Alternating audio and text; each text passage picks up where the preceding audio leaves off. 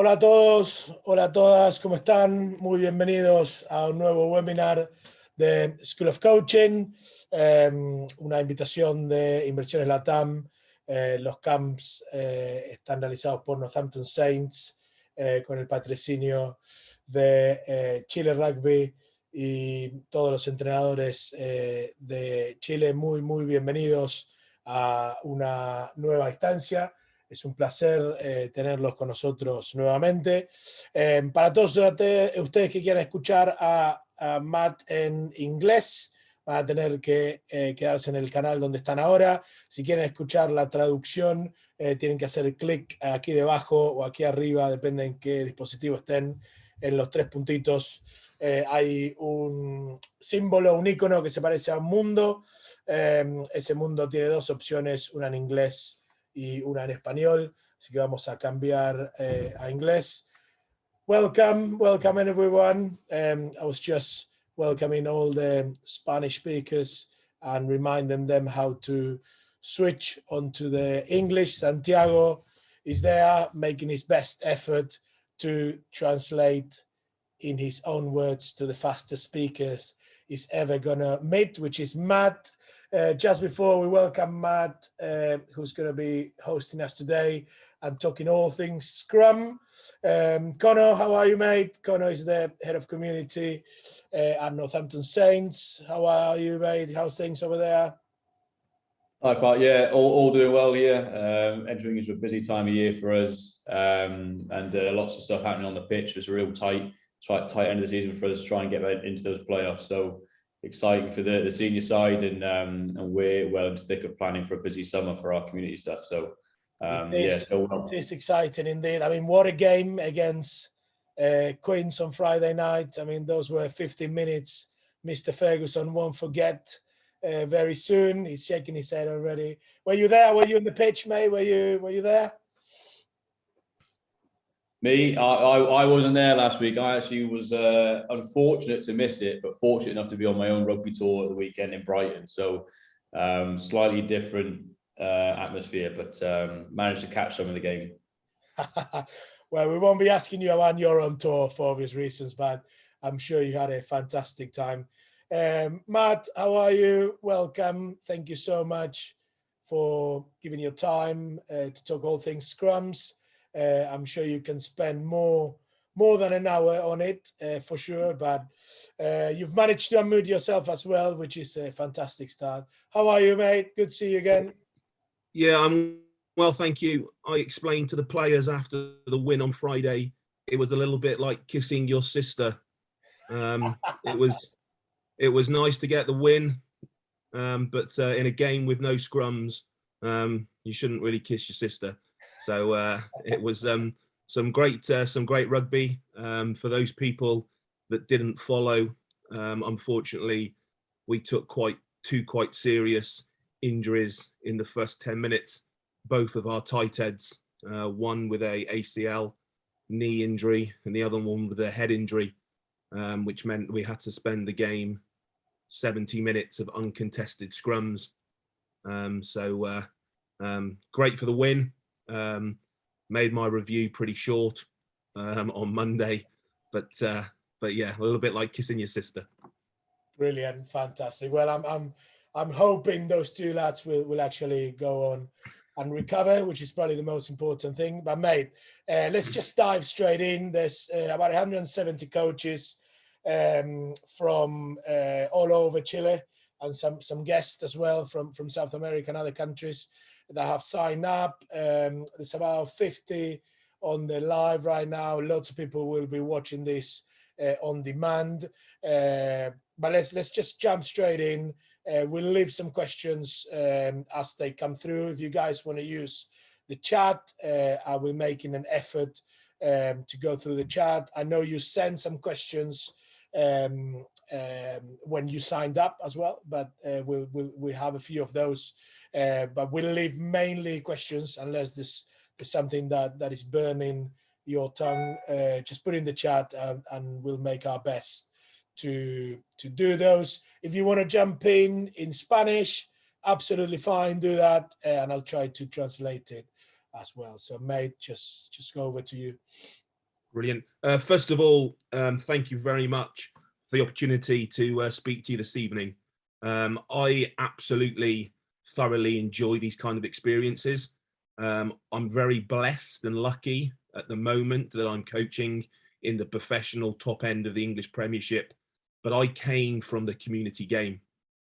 I'm not one of these people that have played for England or played lots of Premiership games and moved into coaching. I started my coaching career in primary schools doing tag rugby, and over a 10-year period worked my way through tag coaching into a very privileged position that I have now. And I remember spending many evenings on Zoom calls, traveling the country, watching line-out coaches or kicking coaches. I remember driving to Portsmouth, which was about a 4-hour drive from my house, to watch a 45-minute session on kicking. And I've never coached kicking or kicked a ball in my life. So I really understand the role that I believe I understand the role that coach development does. Coach development has made me a better player, a better coach, and I can really understand and appreciate your time. So starting off with the Scrum, which is something that I'm hugely passionate about, and I think it got me thinking straight away when I saw the title of the session. Y cuando vi el título de la presentación, que es Building un Effective Scrum, que sería creando un... First thought is, well, I'm actually not sure I agree with that as a title, because my opinion is before we build an effective Scrum, we have to build effective scrummagers. And I feel not only in scrummaging, but across our game, we spend too often looking at the whole and trying to improve our players in the whole without actually trying to improve the skill and technique which makes that whole. For me, as a young tight head prop coming through the game 20 years ago, a little bit longer, I learned to scrum by hitting a scrum machine, being told to push harder, coming out of a scrum machine, going into live scrums with a hairy, older tight head to learn. And no one actually ever, in my whole career, no one actually ever told me how to scrum. Yet when you think about how we break down the tackle technique, how much time coaches talk about our catch and our pass, how often do we as coaches actually really understand the importance of the individual within the scrum? And that's my first challenge to us as coaches. Is I've spoken to many of professional players, and them themselves found it really hard to pinpoint being coached how to scrum. They just kind of fell into it. And the big thing that I've done at Saints over the last 4 years is concentrated more on the individual, concentrated more on the player. And I'll give you an example. We don't do any more than 8 live 8-on-8 scrums a week in our training. Now, I've met some people who tell me they do more than that in Argentina in their warm-ups. Now, we scrum every single day. As a professional team, we scrum every single day, but we'd only do 8 scrums, 8-on-8 in a week, because the rest of the activity is based on what I class as the player and the subunit skill. So what I'd like to do tonight is take you through how we build an effective scrummager to be part of an effective scrum. And if there's anything you can take away, that would be my challenge. That would be my challenge to you, that your scrum will be as strong as the weakest part. So I thought we'd start with is just having a look at what the Saints scrum looks like when it goes well, and see if you guys can highlight, notice any common themes in this little video I've got for you. A little bit of background on this video. I won't mention who, but during a in-match interview against another Premiership director of rugby, he made a comment that Northampton Saints just want to put the ball in and run away with the ball at the back. And his words were, Northampton don't want to scrum. When we played his team the next time, this was the video that I produced for the players.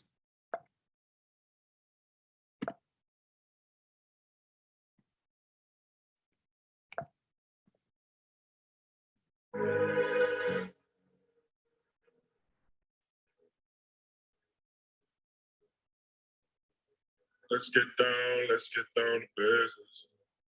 Give you one more night to get this. We've had a million nights just like this. So let's get down to business. Mama, please don't worry about me. Mama, about to let my heart speak. Friends keep telling me to leave this. So let's get down to business. Let's get down to business. Give you one more night to get this. We've had a million nights just like this. So let's get down to business. Let's get down to business. Give you one more night to get this. We've had a million nights just like this. So let's get down to business.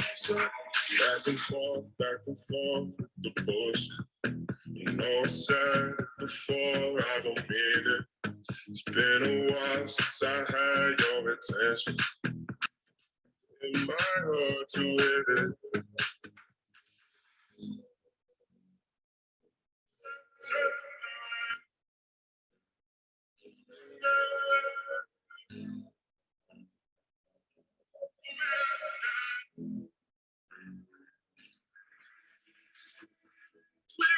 Don't ever fall away. We can't leave them if you stay the same. So the first thing there is a lesson in be careful what you put in the media about the other team, because they probably always use that to motivate themselves. But that was used directly against that coach that had an opinion about how we scrummaged. I won't ask you live on the group now in terms of what you saw, but hopefully there's a common trait in all of those scrums, and the bit that I would hope people would see, it's the uniformity, it's the togetherness, it's the fact that it's an 8-man activity, 8 people working together doing the same thing at the same time. And that's kind of what I'm a massive believer in, is that your scrum is as strong as the weakest part. And if you think about that within your line-out game, you think that amongst your midfield launch game, if your hooker is struggling to throw to the back of the line-out, I would imagine you probably don't call too many throws to the back of your line-out. If your 12 is a poor distributor, you're probably not going to play a lot through your 12 in your attack game. But if I asked you, how sure are you that your left-hand lock or your blindside flanker really understand their role at scrum time, how many people could say, yes, they know exactly what to do at scrum time? Yes, I've spent some time with my left-hand lock and talked about body position on our ball compared to body position on the opposition ball. And what I find is that in this country, it's something that's hugely neglected. And I often get invited into clubs to have a look at their scrum, and people say, "Oh, our scrum's really struggling. Can you come in and help us improve our scrum?" And it's always, the scrum always breaks down because of the inability for 8 people to hold a body position or a shape under pressure. And I love this picture here of the Formula One car, because this for me reminds me of what a scrum should look like. You've got 2 big, bold, wide props. And their job on a slick tyre on Formula One is to transfer the power which comes from that engine made up of many parts. The difference between a Formula One tyre and a rally car tyre is that a rally car tyre looks to find grip. A Formula One car tyre looks to process the power that comes from the engine. So your scrum should look something like that. I bet you we've all got wide, bold front rowers in our team somewhere, and we've probably got some very powerful back 5 in the engine. But does your front row transfer that power forward? And what I think about is that as the little picture is, if you have a front row that in order to generate power have to go and hunt like the rally car tyre, they lose the back 5. So the back 5 pushing have no push, no area to push against to go forward. If your slick tyre is linked to the floor, ready to transfer power, but your engine's not firing, your Formula car goes nowhere. So just a little analogy there, which we have on our meeting room, that picture, and I think it works really well. And this is kind of what I spoke about at the start. There are 3 parts to a scrum. There is the player, there is the unit, and then there is the pack. And I spend 70% of my working week, which is scrummaging every day with professional players, I spend in the player or the unit section. So 70% of my working week I spend in the first 2 boxes. The pack, which is the 8 on 8, is just towards the end of the week to tune ourselves up for the game. But our learning takes place in the first 2 boxes. I was recently invited to a community club to do a session on scrummaging, and I had a text shortly before it was due to start from the coach telling me, unfortunately, only 7 people have turned up. We need to cancel the session. I went, 7 people, that sounds amazing. See you in 10 minutes. So think about what happens in most rugby clubs across the world when we think we need to scrum and we find out that the tight head prop is stuck at work, or that the hooker can't make it because he has childcare problems, or because she is stuck in traffic. People cancel their scrum sessions. But actually, that's the best time to do your coaching. 70% of my work is on the player and on the unit. So what I thought I'd share with you is this principle.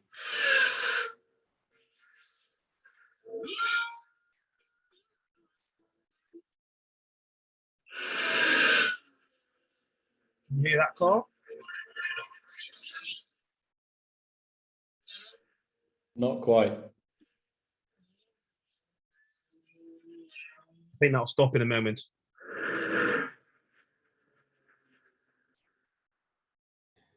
Sounds like a very angry prop on this side, Matt. I'm not gonna lie. I have no idea where that noise is coming from, but it's not on my drive. I apologise.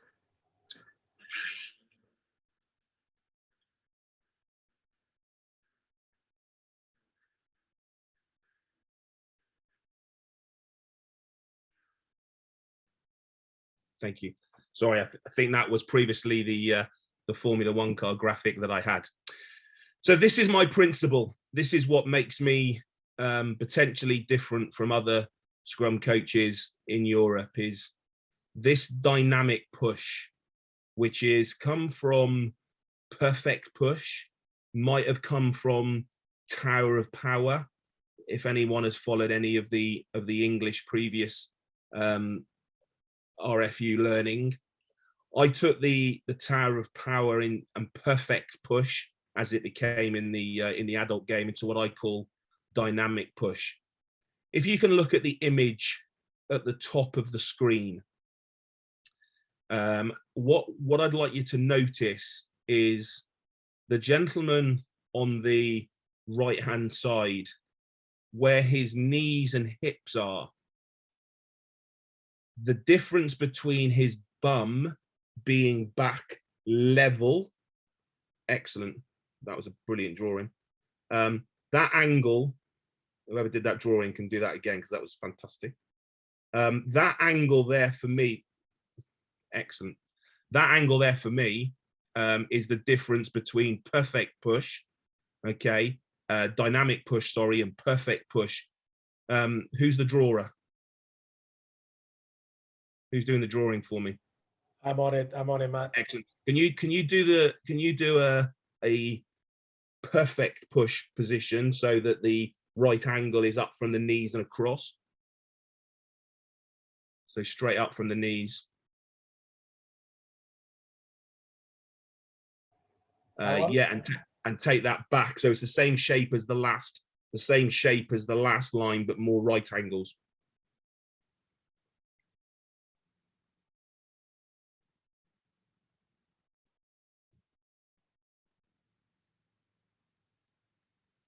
Beautiful. How's that? Beautiful. Excellent.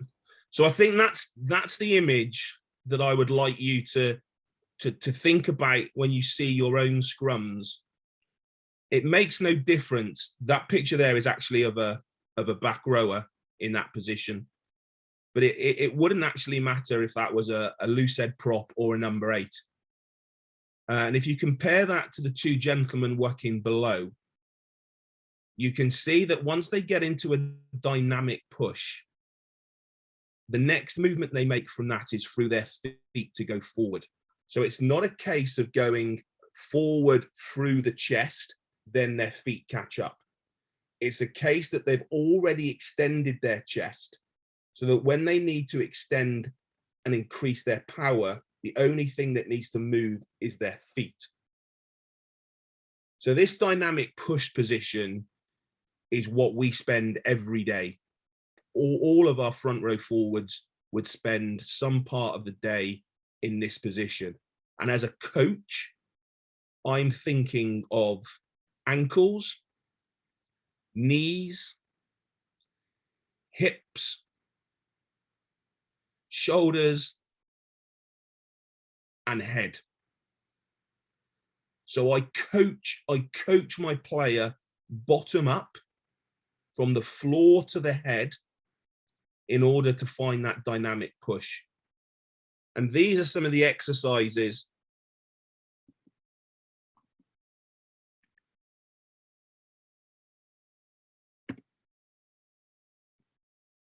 that we look at. So what I'd like you to look in the top screen here, we're talking of the personal shape. Okay. So when I first arrived at the club, I asked the professional players to crawl 5 meters for me in what looked like their best scrum position. Half of the squad couldn't move 5 meters in a good scrum position. I find that astonishing. If you look in this picture in this picture at the top of the screen, what you can see is over a period of time, the ability for particularly our bigger players, so traditionally our front five, the ability for them to move forward but keep their hips square to go forward, keep their hips square to go forward, but also keeping their feet parallel is actually a real key part of scrummaging. And then below it is just some of the exercises which I believe we can all do at whatever level we coach. If you look on the picture below of the gentleman in the harness, that can actually be a judo belt. You can do that with a large beach towel. The fact he's in a harness doesn't matter, but he's in that position. And again, when you're looking at that position, start thinking of our coaching process. Our feet are shoulder width apart, our toes are forward, but we are not belly dancing on our tiptoes, that our feet are actually into the ground. So the first thing when I look at any scrum, any picture, the third part I'm looking at is the feet. Once I'm happy with the feet, I then move into the knees. What I don't want to see is the 90-degree RFU picture. I want to see our knees and our hips forward, because in a scrum, our weight should be going forward at all times. Then we're starting moving into our chest, and we want to open our chest up by pulling our shoulders together, which is our scaps. And finally, where our head goes, our body follows. And if you look, for me, one of my favorite pictures, apart from it was in football shirt day, is the two Frank brothers. So the blue and the white picture there, there's 150 all black caps in that picture, including the voted the best tight head of the decade. These guys grew up on this kind of stuff. So they were far more advanced than if you look at Dylan Hartley in the picture below. So the whole mindset around the New Zealand scrum was very much based on individual body shape, individual strength, and a jigsaw of the scrum coming together to produce a force. If you take Dramal in the bottom left-hand corner, one of the strongest players that we had at Saints, when I say strong, I mean NFL type strong, was very happy, that gentleman there, very happy to bench press 100 kilos over 50 times. But the position he's in now, he couldn't hold for 10 seconds. So let's just think about that for a second. He's a Premiership tight head prop. After 10 seconds of being in that position, his knees start shaking. When his knees start shaking, his hips start moving. So now we go back to our Formula One picture, and we notice that the slick, the tyre, is starting to wobble, so that the engine now is not transferring constant pressure. And that's why a lot of scrums collapse. If I was in charge of World Rugby, I would ask referees at the start of the game to come into the changing room and say, can I see all of your front five players in that position for 10 seconds in the changing room? And I bet you that there would be some people that couldn't hold that position for 10 seconds in a changing room with nobody pushing against them. So when the first scrum collapses and it goes down, and we on the sideline start getting angry, we are setting it up to fail. Because I can tell you here, 4 years ago, one of the strongest men in a professional club couldn't hold a very good position. So if you think back to the players that you're coaching now in your scrum sessions, when you push against the scrum machine is holding you up. The scrum machine isn't pushing you back. The scrum machine is giving you a chance to practice poor technique. So what we're doing there is explain those 3 pictures. The Frank's boys are doing what I call a forklift. So you can see Ben in the white t-shirt with his arms underneath Owen. Okay, looking at his good shape. Where do we start? We start at the bottom. What's his feet doing? What's his knees doing? What's his hips doing? What's his scaps, his shoulders? Where's his head? And we look at his position, and then we compare that to how Ben, same thing, feet going through the body. My challenge is you to go back to your clubs and find how many players can hold a forklift for 30 seconds. Because in the national leagues here, an average scrum takes between 20 and 26 seconds. That's, for me, how you improve and you build an effective scrum. Jamal on the bottom left corner is using a tackle sausage. It's the best thing that tackle sausages are made for. They're not very good for tackling, but they're very good for scrummaging. And all he is doing is rolling the pad through his arms, as he's moving his feet. Okay, remember, okay, very strong man, couldn't do that for 10 seconds without putting a knee down. If your prop is putting a knee down in a scrum, even my mum could referee that. Okay, and then in the far right corner, you've got Dylan Hartley, and all he's doing is working himself down a stick, going down a strong stick, changing his height, being able to adapt position. Dylan had played for England 90-something times before I joined the club. He'd never been asked to do individual body shape.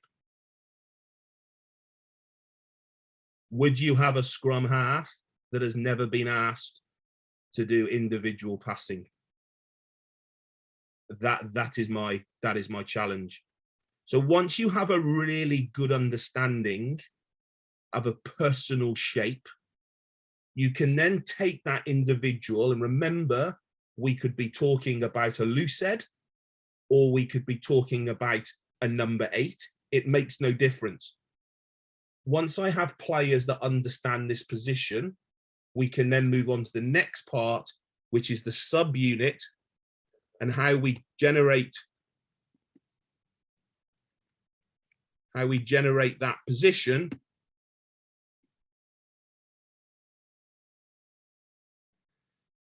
in subunits. So the scrum is made up of 2 subunits. You have the left-hand triangle and the right-hand triangle. Your left-hand triangle is your loose head prop, your hooker, and your left lock. That triangle is more important than the front row as 3 people. The right-hand side of your scrum, the money side of your scrum, is the tight head prop the right hand lock, the big lock, and the flanker. So the right hand side of your scrum is 1, 2, 3 in that triangle. The left hand side of your scrum is 1, 2, 3 in that side. And when those two triangles join together, you then have a front 5 that is actually working into the scrum. I hear you then say, well, that means what does number 7 and 8 do? And I would say to you what they normally do at scrum time, which is nothing. So for me personally, the important people at scrum time is 1, 2, 3, 4, 5, 6. And we'll keep working on 7 and 8 to come to the party and push. But what you're seeing here, top picture, is we've got a hooker and a loose head. Okay, they're working with their combination and their tightness with some guy going into the middle. But again, where am I starting my coaching from? I'm looking at the feet. I'm looking at the knees, and so on. The far side on the bar, what we're looking for there is 2 second rows working together to control their height and their feeling through a bar. We have on the left-hand corner, scrum machine, the tight head prop, working with his flanker. We'll talk more about that in a second, but you can see how tight the flanker, the number 6, is working with the tight head. That's one side of the scrum. Okay, and again, you look at the other side, how you've there got a second row and a flanker working with a tight head. So you can see the arrow working there. So when people say to me, scrums are front row, second row, back row, I disagree and say a scrum is 2 triangles.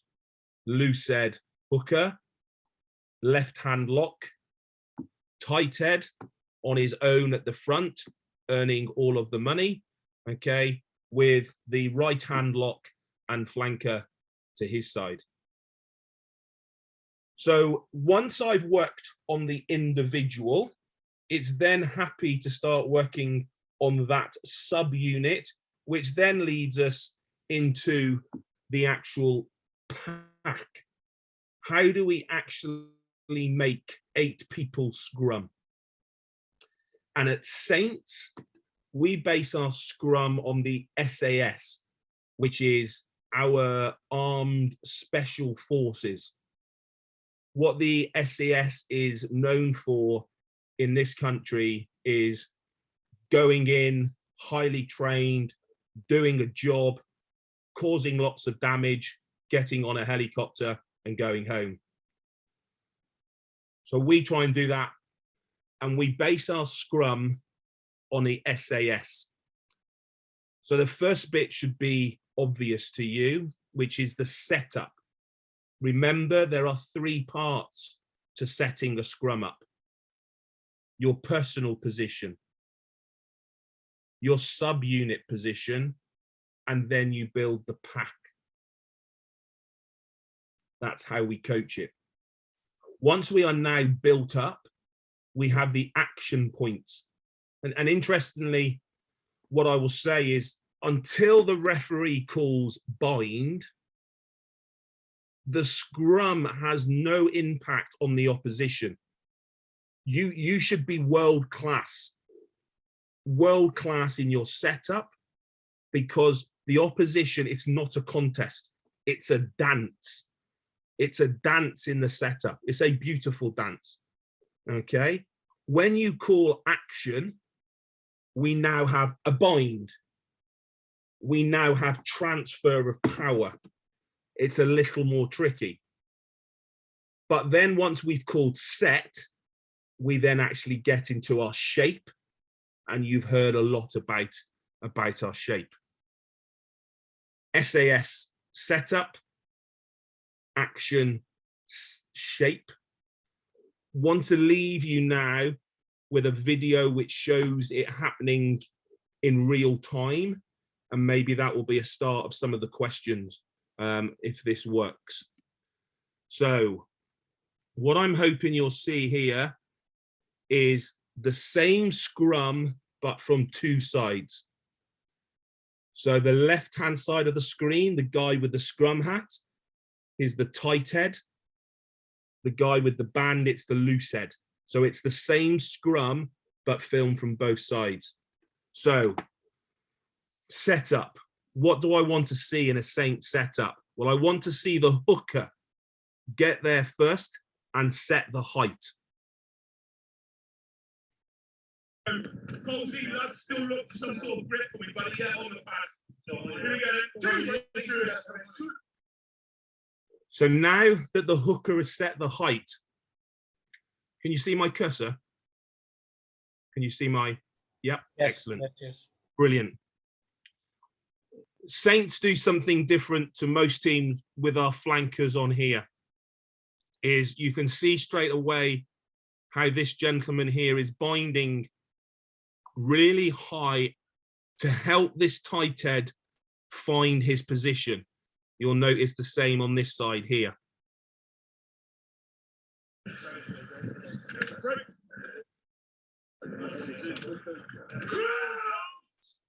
Okay, so referee calls crouch. Okay, now I'm going to my checklist and I'm thinking feet, knees.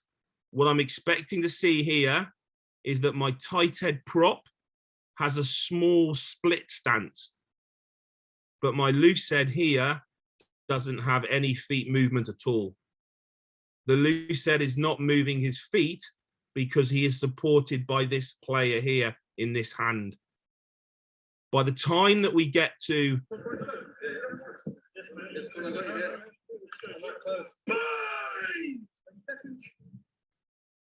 when the referee calls bind, every single player is in their personal dynamic push. Look here, flanker, tight head prop, right hand lock, loose head, flanker. It's the same position.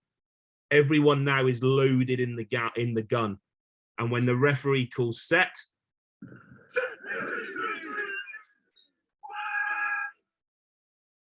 it's a shot. And then the final part is the shape. What can we see? Lewis Ludlam's shape, start at the bottom, feet, hips, head. Alex Cole's feet, hips, head, number 8, tight head props.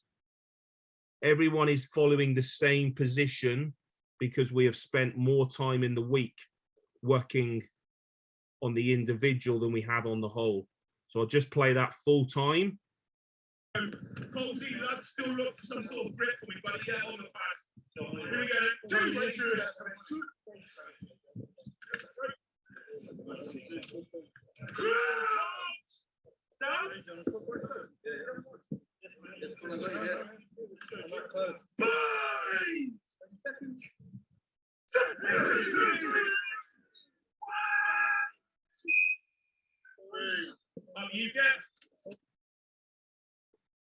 And that for me, the final part is the easy part.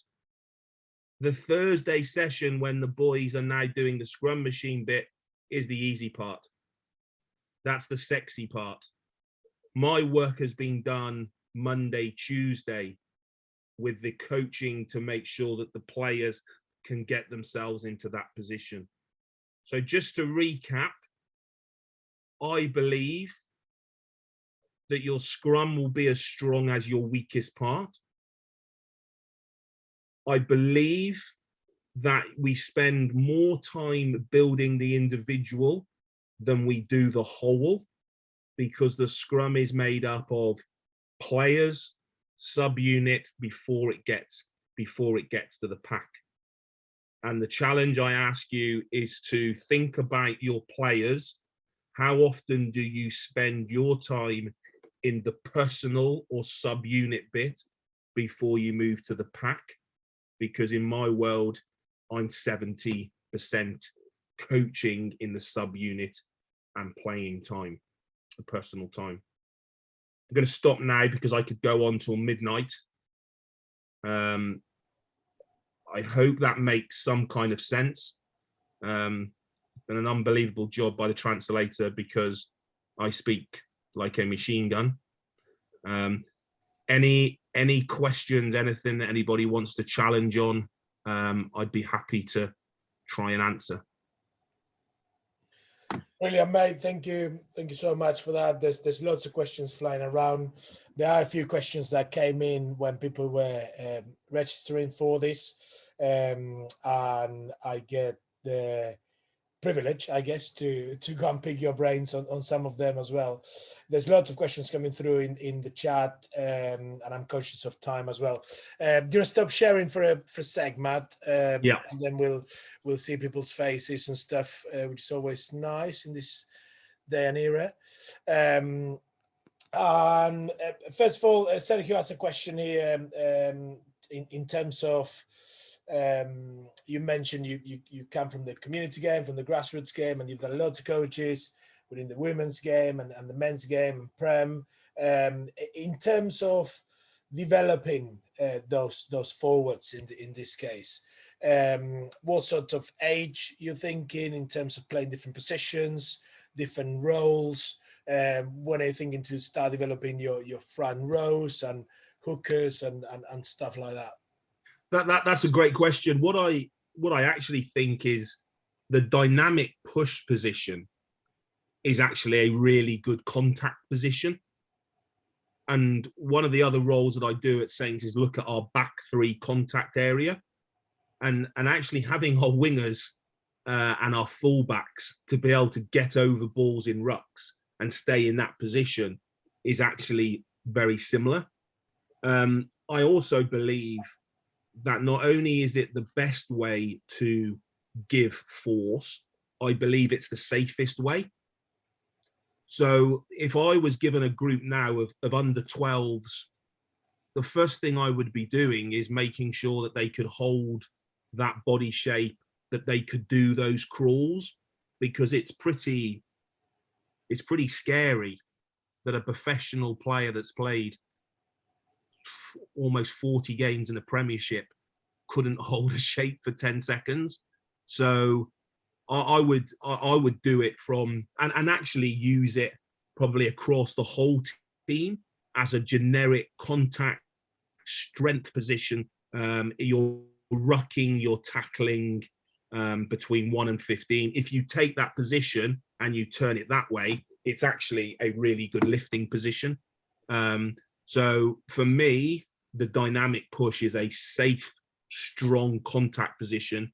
The earlier we can get that into our players, the better. Awesome, thanks for that. And in terms of transfer, Matt, obviously you show a lot of examples of people working in individually, in groups, in your triangles. Actually, there was a question in the chat. Could you just repeat both of the triangles and your views on that?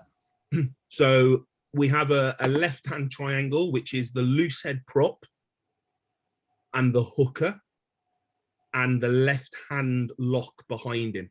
So if you think about our ball, the ball comes in from the left-hand side of the scrum half places it, the ball gets struck by the hooker. Sometimes the ball gets struck by the hooker and the ball travels between the loose head and the left-hand lock.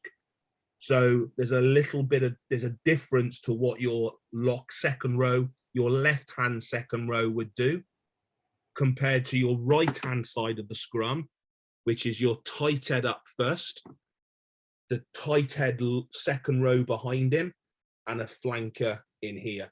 So you have one triangle that looks that way and the other triangle that looks that way.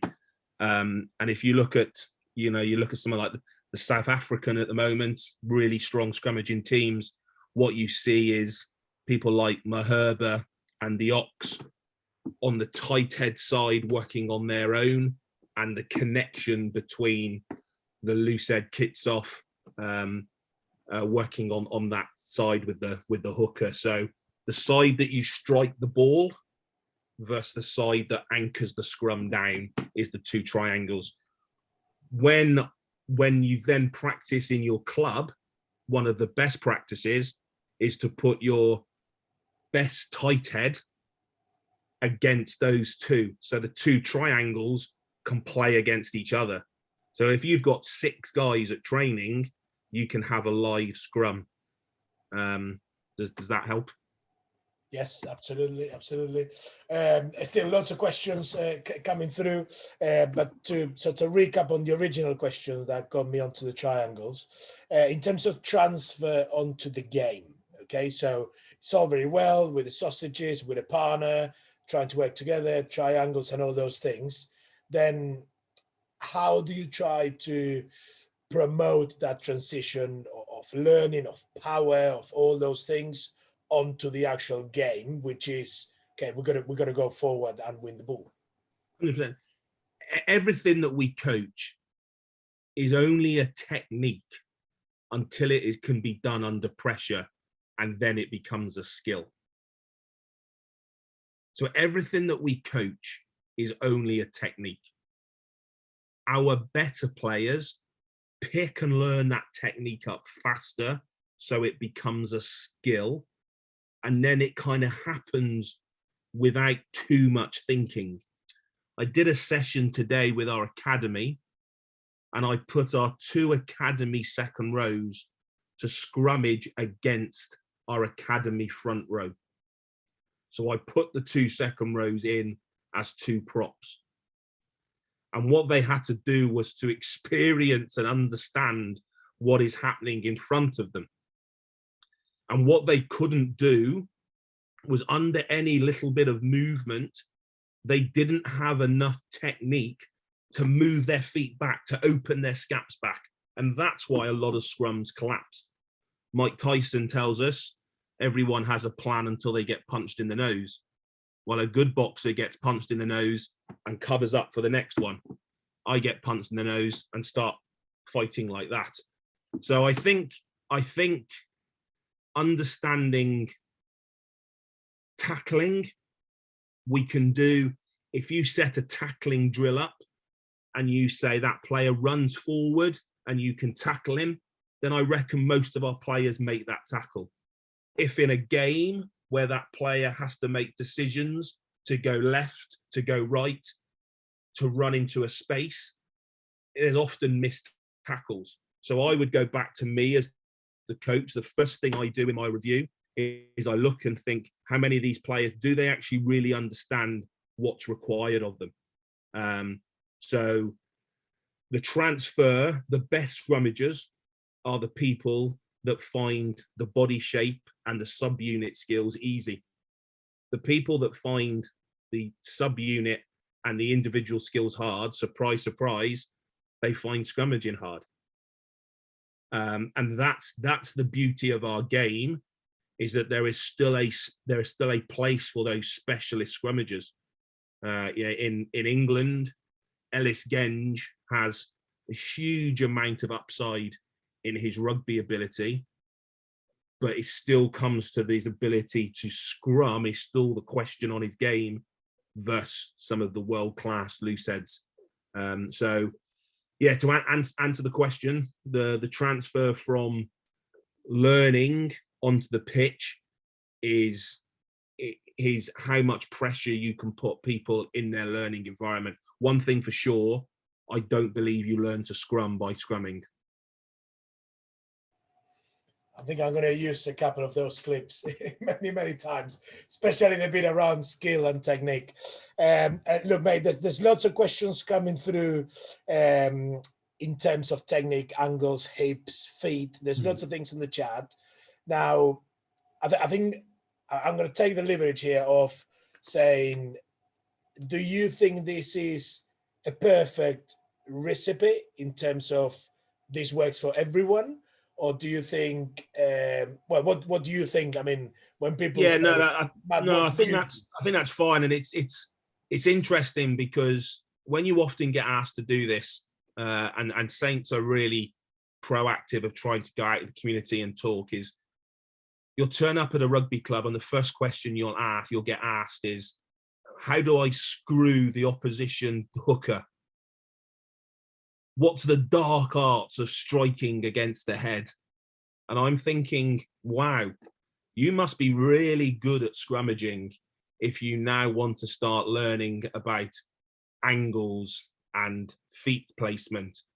Because if I told you that 90% of the Saints scrum, and we're currently the second best scrum in the Premiership, is based on our ability to win that engagement. So when the referee calls set, for us to make sure that we go forward first and find shape.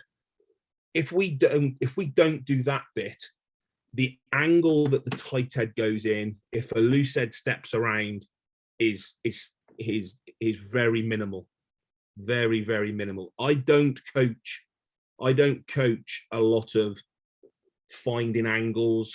I don't coach a lot of feet movement, because what I want is my Formula One car to provide lots of power from the engine and for us to go forward. And all those clips you saw at the start were 8 men working forward, going together. And what I think about happens is, if you apply pressure on the stick, at some point the stick will snap. If you try and snap the stick, you sometimes miss. So for me, constant pressure from good body shape, from dynamic push, is how you break teams. If you look, and it's not one size fits all. I know from some time that I spent in South Africa before lockdown, they scrummage very different, but they often have very different people doing it. So for me, and the way in which it's done within the England setup as well, through Matt Pryford, it's very much about consistent pressure. Consistent pressure will cause a crack, and once a scrum cracks, it will soon break. Brilliant, mate. And I'm conscious of time again. I'll just jump to Poppy, who is in Chile, just outside Santiago. He's got his hand up. He's had his hand up for the last 10 minutes, bless him. Poppy, how are you? Hola, Poppy, ¿cómo estás?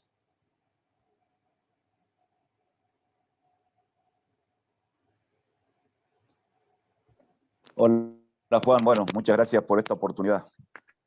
Mi pregunta estaba referida al manejo de la respiración, tanto individual como colectiva, el manejo y coordinación de la respiración en el Scrum. Gracias, Poppy. Poppy's asking around breathing, and how do you try to involve that within your development of the forwards? Yeah, same as weight training, you blow out on the effort. So on the set, it's a breath out. It has been highly proven that the breath out on impact will allow you to become more forceful.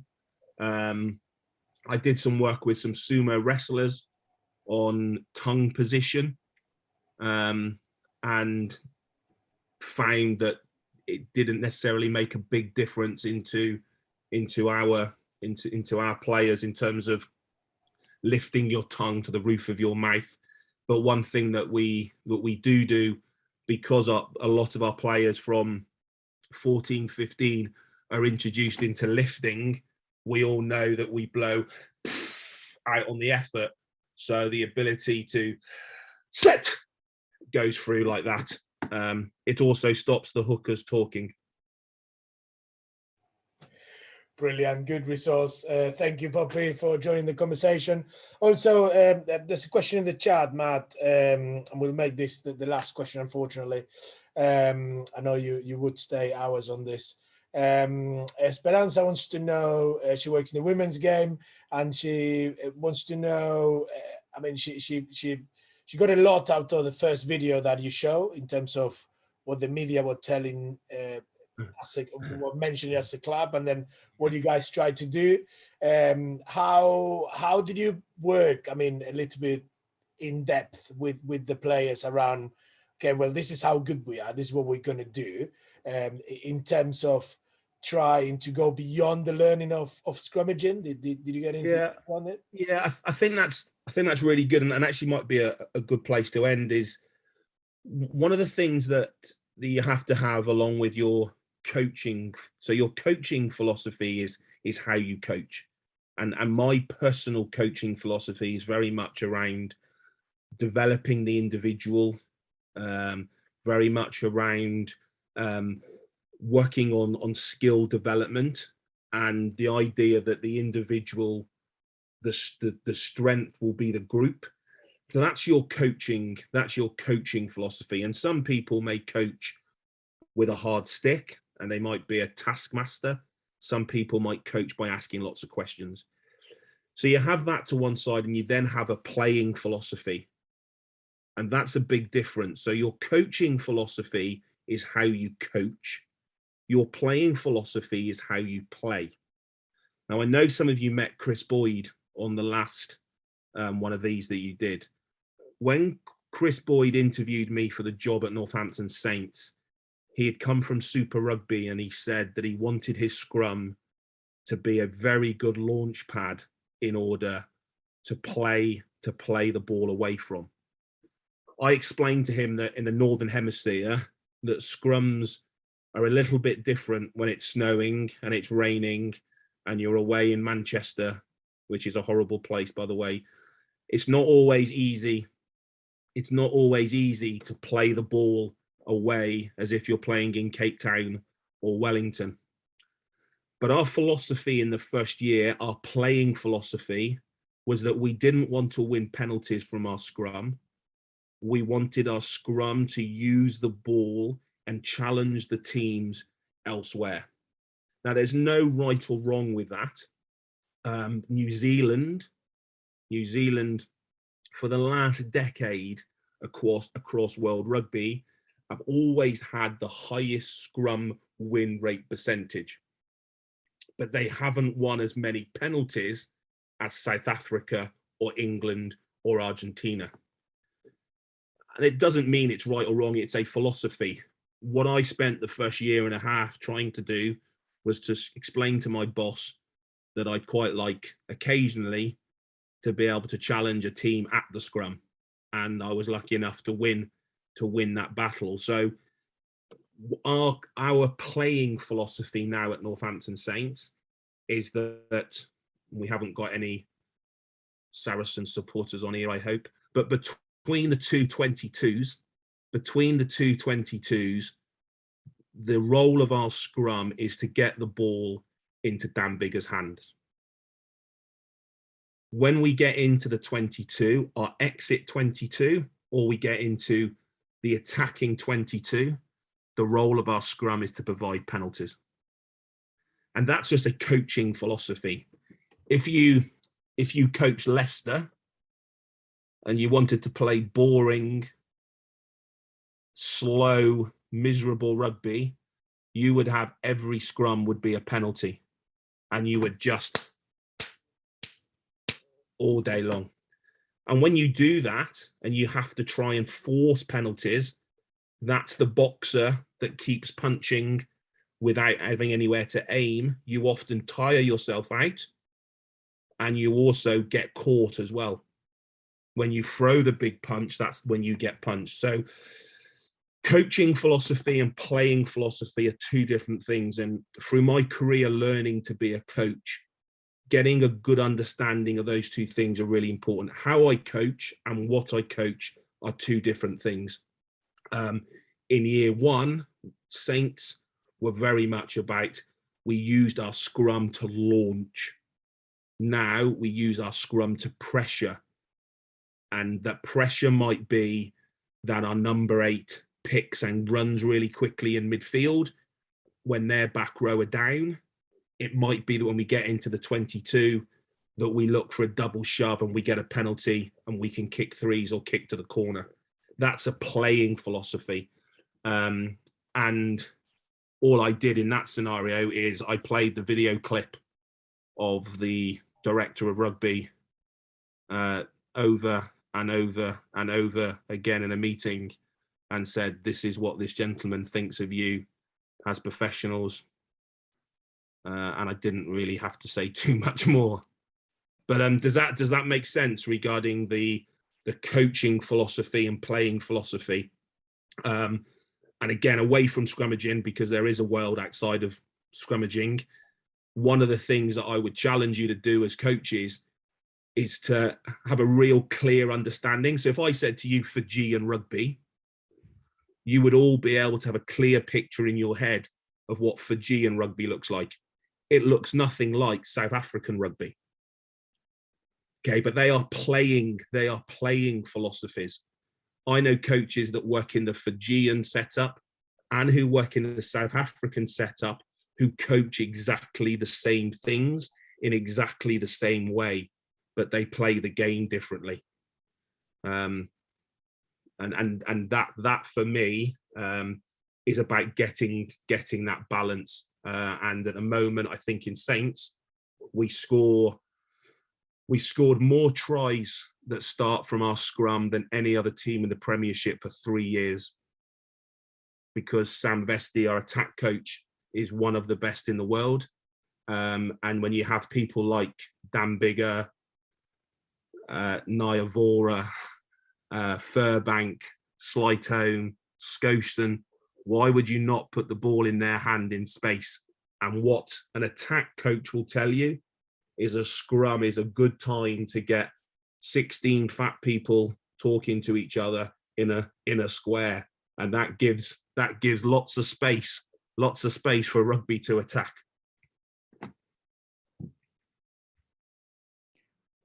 Perfect. I think I'm going to jump in here then just before Juan signs off for us. But personal for me, thanks Matt for your time this evening. Well, it's this evening here anyway. These webinars I think have been really valuable. Hopefully they have been really valuable for all of you. I mean, coming over for the project in Chile back in February, which seems so long ago now, was a really exciting project for us. We're glad it's still continuing. We're back out there in October, so we'll be coming doing some more bits for a few days. I think in Santiago come October, with hopefully stopping off in some other countries along the way. But yeah, I think this has been great. Hopefully you've seen the passion that the club at all levels here has had for development, not just of players but of coaches, and that you guys are taking some value out of that. So thank you for joining us this evening. Brilliant, mate. Thank you so much for doing that. We are definitely very excited about going back onto what now sounds like a world tour, courtesy of Mr. Fleming there. So, yeah, we can't wait. Matt, but I think the biggest thank you is for you, mate, for your time.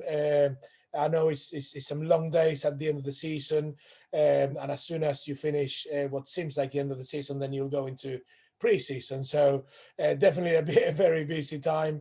Thanks for your time. First, thank you so much for being so open about everything.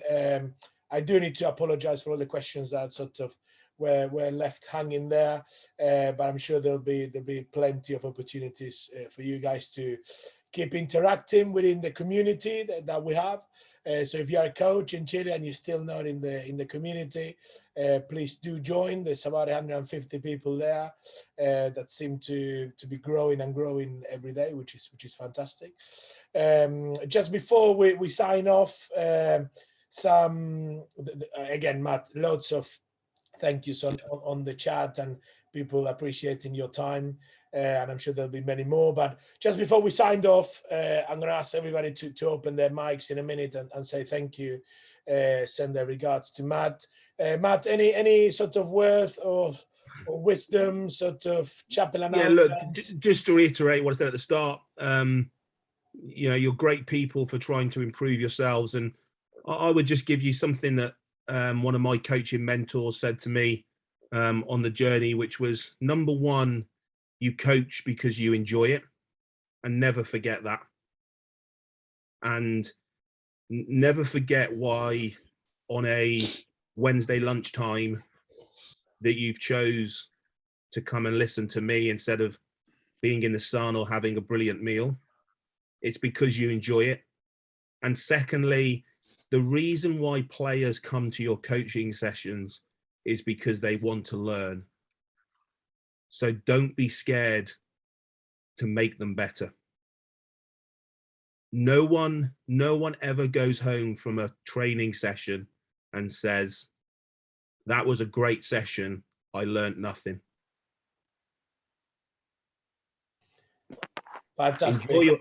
Enjoy your coaching, make people better at whatever level you're at, because rugby is a great game, and without you guys doing it and making players better, we don't have a game. So I wish you all the best of luck with your training. I'm hoping that in October, when Connor comes over, that Northampton Saints have a free week, because it would be my dream to come over and do this in real. So I'm going to quickly speak to Premier Rugby and make sure that I have a rest week in October. Half-term, mate. Premiership Rugby half-term. We need to... I can come and sample some red wine and steak, because that's also very crucial in winning scrums. Mate, we will love to have you. Thank you so much again. Absolutely. I'll ask everyone now to open their mics and send your thank yous and regards to Matt and Connor, and we'll be seeing you in the next. Gracias. Thank you. Gracias. Gracias. Gracias. Muchas gracias, Juan. Thank you, Matt. Gracias. Gracias. Well done, Mr. Translator. Thank you. Gracias.